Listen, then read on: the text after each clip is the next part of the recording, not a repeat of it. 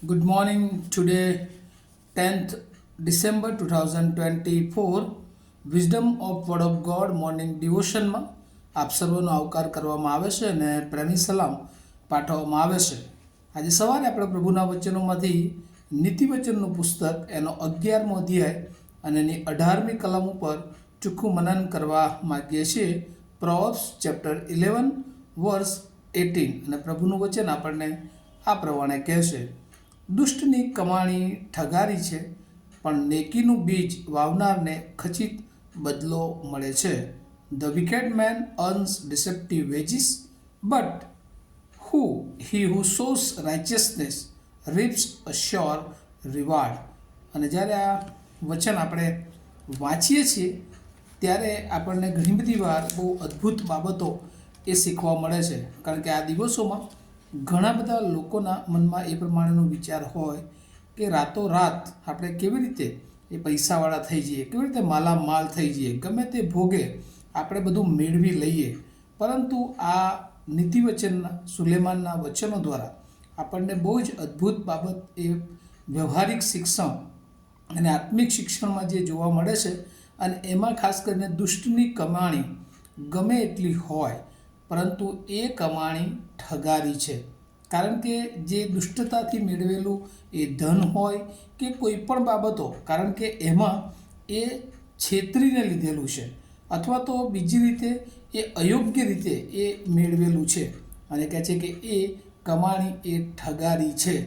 અને એટલા માટે જ્યારે એ ઠગારી કમાઈ હોય છે અને ત્યારે એનું પરિણામ શું આવે છે? શા માટે એને ઠગારી કમાણી કહેવામાં આવે છે?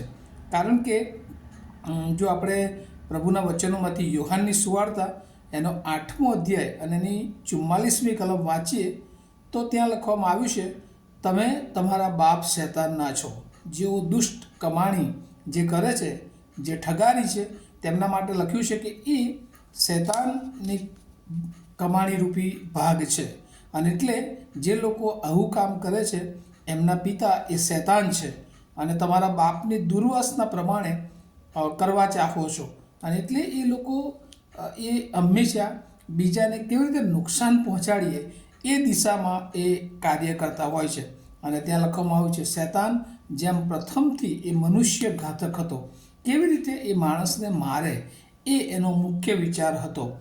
તેનામાં સત્ય નથી શૈતાનમાં, અને તેથી તે સત્યમાં સ્થિર રહ્યો નથી. તે જુઠ્ઠો છે અને જુઠ્ઠાનો બાપ છે. એવું યોહાન 8મો અધ્યાય અને 44મી કલમ, જોન ચેપ્ટર 8 વર્સ 44 આપણને આ પ્રમાણે કહે છે. અને એટલા માટે the devil is not straight in his dealings. અને એટલા માટે જ્યારે એ દુષ્ટ માણસ છે એ કોઈ પણ એ ડીલ કરે છે ત્યારે એ બહુ વ્યવસ્થિત, પ્રમાણિક, સીધી હોતી નથી, પણ હંમેશા એની ડીલિંગમાં એ બીજાઓને છેતરતો હોય છે. He is liar and murderer, એવું આ વચન આપણને શીખવે છે.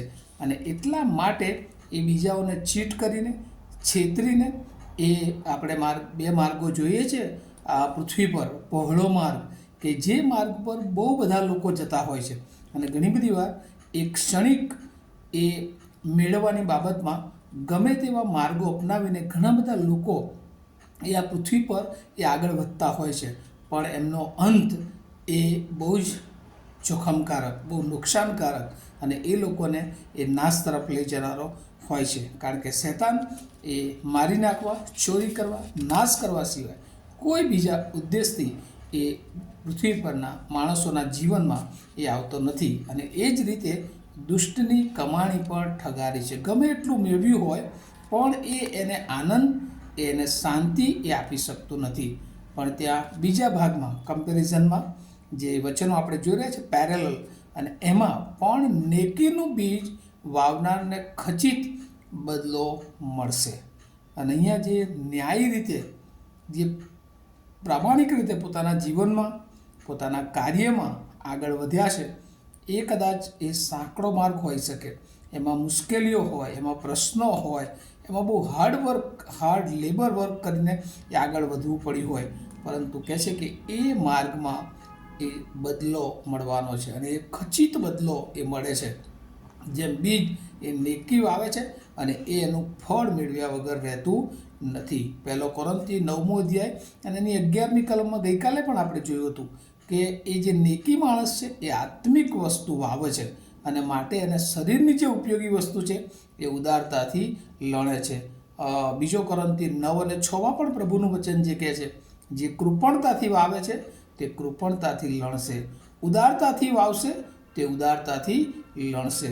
યાકૂબનો 3જો અધ્યાય અને એની 18મી કલમમાં પણ વચન પ્રભુનું જે શીખવે છે, વળી જે સલાહ કરાવનાર શાંતિમાં વાવે છે તેઓ ન્યાયપણું એ લણે છે. અને હવે તો અસંખ્ય પ્રભુના વચનો એ પ્રામાણિક માણસ, નેકીનું બીજ અથવા નેકી અને ન્યાયપણામાં ચાલનારા લોકો માટે એક ખાતરીદાયક એ વચન છે કે જે એમને જીવનમાં બદલો આપનાર છે, એમના જીવનમાં શાંતિ આપનાર છે અને એમને અનંતકાળિક રીતે એ બચાવનાર એ જીવન આપણે જોઈએ છે. અને એટલે મુશ્કેલીભર્યું પ્રામાણિકતાથી જીવન જીવવું એ થોડું હાર્ડ હોય છે, પણ પ્રભુ ચોક્કસ એમાં આપણી સાથે હોય છે. અને આપણે જોઈએ છે કે પ્રભુના બાળકો તરીકે, ખ્રિસ્તી લોકો તરીકે એક આગવી છાપ ઈશ્વરે આપણને આપી છે. ત્યારે આપણી પાસે જે નોકરી હોય, જે બિઝનેસ હોય કે પછી સેવાનું હોય, એ બધામાં આપણે ઈશ્વરને વિશ્વાસુ રહીએ અને પ્રામાણિક રીતે જો આપણે આપણી સેવા બજાવીએ છીએ, આપણું કાર્ય કરીએ છીએ, આપણો બિઝનેસ કરીએ છીએ, કદાચ એ બહુ ઝડપથી પ્રગતિ ના પણ થાય, પણ ઈશ્વર કહે છે એ માર્ગનો બદલો હું આપ્યા વગર રહીશ નહીં. અને એટલે પ્રામાણિકપણે જીવવું, ન્યાય અને નેકીમાં જીવવું, સારી રીતે બીજાઓને નુકસાન ન કરતા બીજાઓને મદદ કરીને એ પોતાના જીવનમાં આગળ વધવાની બાબતમાં એ હંમેશા ઈશ્વર એ એવું ચાહે છે. અને એ જીવન પ્રભુ આપણા બધાની પાસે અપેક્ષા રાખે છે. અને એટલા માટે સુલેમાનના આ નીતિવચન કહે છે કે દુષ્ટની કમાણી ઠગારી છે. ક્ષણિક વાર એવું લાગે કે બહુ જ ખોટું કરે છે, બહુ ઝડપથી તે આગળ વધી રહ્યો છે, પણ એ બહુ ક્ષણિક હોય છે. કારણ કે ઠગારી છે એ દેખાય કંઈક જુદું, પણ એનું પરિણામ એ જુદું હોય છે. પણ નેકીનું બીજ વાવનારને ખચિત બદલો મળે છે. એ રિવાર્ડ પ્રભુએ તમારા અને મારા માટે રાખી મૂક્યો છે. એ કદાચ સફરિંગનો માર્ગ હોય, એ સહન કરવાનો માર્ગ હોય, એ મુશ્કેલીનો માર્ગ હોય, એ દરેક રીતે આપણને અઘરો લાગતો માર્ગ હોય, પણ એ બધા જ માર્ગોમાં પ્રભુ આપણી સાથે હોય છે. ને એટલે આજે સવારે પ્રભુ આપણને સૂચન કરે છે કે આપણે ન્યાયના માર્ગમાં, નેકીના માર્ગમાં આપણા જીવનને વધારીએ, આપણી સેવાને વધારીએ, આપણા બિઝનેસને વધારીએ, કે જેથી કરીને પ્રભુનો આ પૃથ્વી પર અનેથી વિશેષ અનંતકાળિક આશીર્વાદ આપણે જોઈ શકીએ. આ વચનો સમજવા માટે પ્રભુ એની બહુ જ કૃપા આપણ સર્વને પૂરી પાડો. પ્રાર્થના કરીએ. મારા જીવંત અને દયાળુ ઈશ્વર, આજે સવારે અમે તમારો બહુ આભાર માનીએ છીએ. આજના દિવસની ભેટ આપી પ્રભુ. અમે ઘણી બધી વાર ભૌતિક વાનાઓમાં, દુષ્ટ બાબતો તરફ જે પ્રભુ અમારે કામ ન કરવા જોઈએ એ પણ કરીને ઘણી બધી વાર આ ભૌતિક વાનાની પાછળ અમે દોડ લગાવીએ છીએ, પણ અંત એ નુકસાનકારક હોય છે. પ્રભુ, અંત અમને નાશ તરફ લઈ જનારો હોય છે. પણ તમે આજે અમને શીખ્યું છે કે નેકીનો માર્ગ એ અમને બદલો આપનાર માર્ગ છે. ત્યારે પ્રભુ એ માર્ગે ચાલવાને માટે તમારી બહુ કૃપા આપો. અને આજે જેઓએ વચન સાંભળ્યું છે એ બધાને માટે પ્રભુ પ્રમાણિકતાનો માર્ગ, નેકીનો માર્ગ કે જે આશીર્વાદ, જે રિવાર્ડ આપનાર માર્ગ છે, એમાં ચાલવાને માટે તમારા આત્માની દોરવણી પૂરી પાડો. અમે સગળ અમારા જીવનો તમારા સમર્થ હાથોમાં મૂકતા મારી પ્રાર્થના ઈસુ પ્રભુના નામમાં સાંભળો અને તેનો સ્વીકાર કરો. Amen. Have a nice day to all of you. Thank you.